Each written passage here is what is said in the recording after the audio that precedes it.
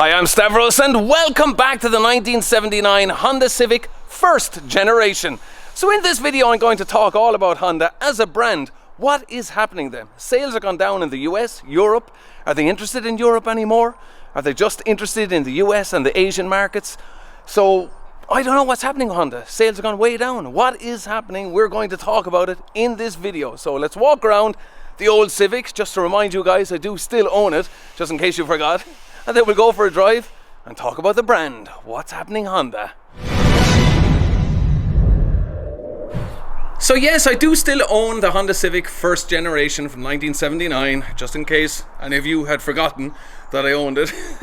That's what happens, guys that do YouTube. Viewers seem to forget what cars they actually own, but yeah, I do still own it, and I'm not getting rid of it anytime soon. That's for sure. Still serving me well as a classic. So yeah, we're going to talk about Honda as a brand and see what's happening their sales. Yeah, so let me just give you a quick look at the boot as well. In this, it is quite small, but for 1979 it's not too bad. You can fold down the back seats, of course, and yeah, still in good condition. I would like to get a full respray job done on this, engine out respray job. So if somebody wants to point me in the right direction, I would like to get that, a good professional job on it, not some cheap job.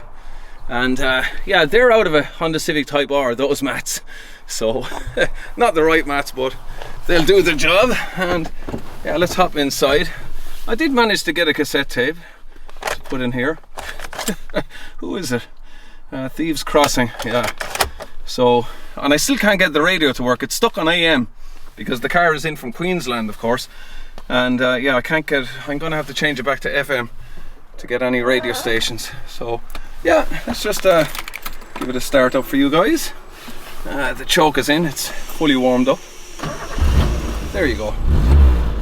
1.2 litre, yeah, not very powerful. 69 horses. It does still have some of the plastic on the door cards, and yeah, back seats looking very nice as well. But yeah, this car has served me well on the car runs, and I don't know will I be doing any car runs in it in 2023, but I am looking after the car, and I continue to get it serviced in Honda in Limerick. They look after it for me, and yeah, all going good. Let's go for the drive. Okay, setting off in the 79 Civic as the sun is about to go down. I'm filming this late in the afternoon. So yes, talking about Honda and their sales decline. What is happening? Oh, by the way, if any of you guys know where I can get a thermostat switch to turn on the fan to cool this engine, please let me know, because I can't get one and I have to manually turn on a switch here to turn on the fan to cool the engine. Okay, I was going for fifth gear. There is no fifth gear, guys. Fourth gear. That's what happens when you're a while just not driving your classic car. Okay, so anyway, so Honda sales. Back in 2022, Honda sold 3.87 million cars worldwide. That is down 6.4% on 2021. That's not good. That is Honda's fourth consecutive year on a sales decline. Now in the US, their sales are down nearly 33%. That's not good. So what is the problem? There is a new CR-V coming out that's going to be a very nice car, bigger than the previous version. So make sure you look out for that. So we'll start off with the Honda Civic. Now this is the first generation. We are now into Honda's 11th generation of Civic. 11 generations. And yeah, so the new one is kind of a bit more conservative design. I had a look at it only yesterday, would you believe, in the Honda dealership, and we're now towards the end of February. So this car took so long to get to the Republic of Ireland to go on sale. So Honda, without a doubt, lost sales. So people coming in looking for the Civic, where's the Civic? Oh, no sign of it yet, no sign of it yet. And Honda were really dragging their heels bringing that car to the market in the Republic of Ireland. What was the delay? I don't know. So that car came out in the US towards the middle to the end of 2021, and we're only getting it now in the Republic of Ireland at the end of January 2023. So yeah, I couldn't really figure out what was taking Honda so long to bring that car to market. And do you know what some dealerships had to do in the Republic of Ireland? They had to go up north, buy a Honda Civic, bring it down south to have it as a demo car for people to drive, because they're so worried about their loyal customers going elsewhere. This is what they had to do. I mean, it's ridiculous. What took them so long? And here's another thing as well. The new HR-V, which is on sale in the UK since last year, it hasn't even landed in the Republic yet, and yet they've had it up north since last year of 2022. So, like, what is going on? I don't know. I don't know what's going on with Honda and the Republic of Ireland. So, as it stands at the moment, Honda and the dealerships in Ireland, we're going to be down to single fingers. It'll probably be like 8, 9 dealerships for the whole Republic of Ireland. That's just totally ridiculous. Sales, if you were to compare, say, Honda to Toyota could sell maybe 12,000 cars in a year, and Honda would sell less than 1,000. But I just don't know what's happening this brand.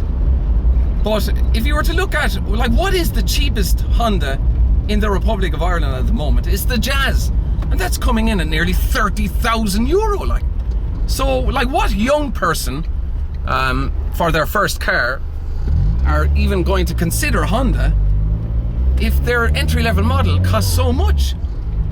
They're too expensive. And then, of course, there's somebody coming out there on the road. But then, of course, if you look at their model lineup, and say, for instance, we'll just mention the Honda Pilot, 3.5 litre V6 with Honda's own 10-speed gearbox. They did use a 9-speed gearbox from another manufacturer, and that didn't work out too well for them, so they had to design their own 10-speed, which is apparently very good in the Honda Pilot. But you can't get that in the new Honda CR-V, their new gearbox. You're still stuck with the CVT gearbox that a lot of people don't like. Anyway, moving on from that, if we look at the infotainment screen on the new Honda Pilot and the new Honda CR-V, the maximum is a 9-inch infotainment screen. Now, if you want a big infotainment screen in a Honda, you have to go for the big Accord. So they want you to pay more money to get this big infotainment screen. We can't get the Accord in Ireland. I don't even think it's going to go on sale in the UK. So why would Honda do that to the European customers? We can't even get the big screen. We're stuck with a 9-inch screen, and then some of them are maybe even 7-inch. So that's another thing as well. So say, for instance, people are out looking for a car, and they're looking for like a mid-size car, maybe Honda Civic, and they look at the equipment, and say, for instance, they don't know much about cars, and they're looking at Korean cars and German cars, and they're saying, oh wow, look, there seems to be so much more tech because, you know, there's bigger screens and stuff. And then they hop into the Honda and they say, oh, can you not, like, it's a bit smaller, the screen, or it feels like they're skimping more on the equipment. And anyway, the Koreans seem to be getting a real big foothold in the Irish market. Now, you could put that down to clever marketing, because the Koreans, like Kia and Hyundai, or Hyundai, seem to be marketing their product more than Honda. Honda don't seem to put in a lot of money into marketing. So, like, they don't seem to sponsor a lot of events. That's why Toyota, it's all branding, push the brand. But Honda don't seem to be exposing the brand or putting that budget in for brand awareness. And yeah, it's been on a decline. And then you'll remember Swindon. They closed down the Swindon plant in the UK. So that announcement was back in 2019. And they closed it 2 years later in 2021 with a loss of over 3,000 jobs. So that was a hammer blow for Swindon in the UK. And that plant was open for over 30 years.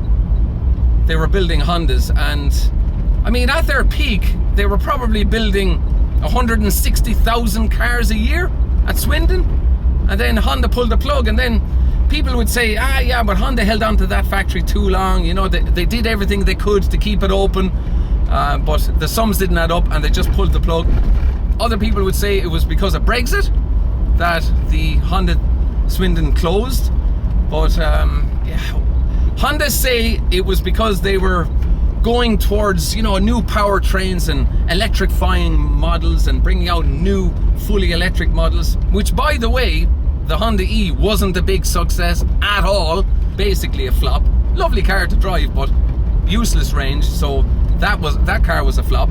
And then there are other models of Honda that they brought out that weren't any big sales success, like the CRZ and other models. So, and by the way, that 1 litre 3-cylinder turbo engine that they put in the Honda Civic, that was another disaster. That car should never have had that engine. It's just too small, not enough power. I didn't like that engine at all. And then of course the 1.5 turbo engine was giving them issues with oil dilution. Of course it all depended where you lived and the climate and all that, but like, I don't know, Honda, this new CR-V could do very well for them. It could do very well. Hopefully it will, and hopefully it'll get sales back up, because I like Honda as a brand. As you probably know, I've owned, what is it now, 6 Civics. So yeah, I do like Honda, and yeah, I just don't want to see the brand going downhill. I want to see them with sales success and bringing out new models, but they need to up the game when it comes to technology in the car. Put a better gearbox than that CVT, which is just, I have to do a video on one of those cars with the CVT and just let you see how annoying it is. It doesn't bother a lot of people, but some people just don't like those gearboxes. And but I do like the CR-V. I did recently test drive a Toyota Highlander. Now this is another thing I have to get onto, right? Toyota never sold the Highlander in Europe. This is only a new thing in the last few years that they have decided to bring this model over and sell it in Europe. And I took the car out for a test drive, and I couldn't justify the extra money over a Honda CR-V. Yes, it's more spacious and it has 7 seats, but the new Honda CR-V will be available with a 7-seat configuration as well. But I just couldn't see the extra money. I mean, Toyota are looking for between 84,000 euro up to 91,000 euro. And yeah, I just couldn't see the money in the car. And a bit of a Wally-wee suspension. The CR-V is just a better car to drive. And the Highlander is not even that much quicker than the CR-V, the 2-litre hybrid, that is. And so the new Civic is getting some great reports. The 2-litre hybrid is getting great reviews, and hopefully Honda, if they can deliver enough models in time and supply the Republic of Ireland with enough cars, well then hopefully sales will increase. And yeah, I'm just driving around County Clare at the moment in Ireland, just in case you're wondering where I am. We're out in the sticks of County Clare. So we're just going to make our way back to base, guys, but please do comment below. What's your opinion on Honda? Is it a brand that you would think about buying, or are you more into Korean brands or German brands? Why do you think they have gone down in their sales overall? Is it because the previous generation Honda Civic, the 10th generation, kind of scared people off with its angles and its styling? This new one is a kind of a more safe design.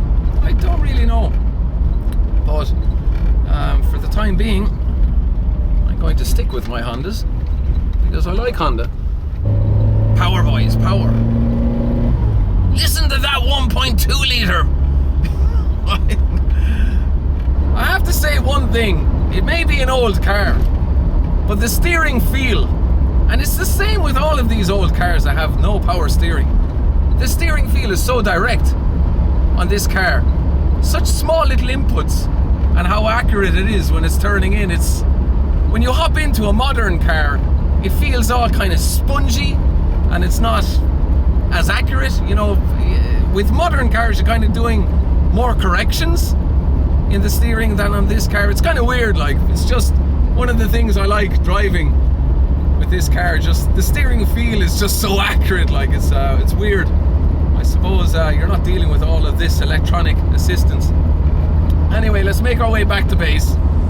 So why do you think Honda sales are declining? Please do comment below. Are they just interested now in the Asian and American markets? Are they just going to do away with European sales? I'm going to leave you all there. Do give the video a thumbs up if you liked it, and I'll chat to you all again next time for another one. Thanks for watching. Cheers!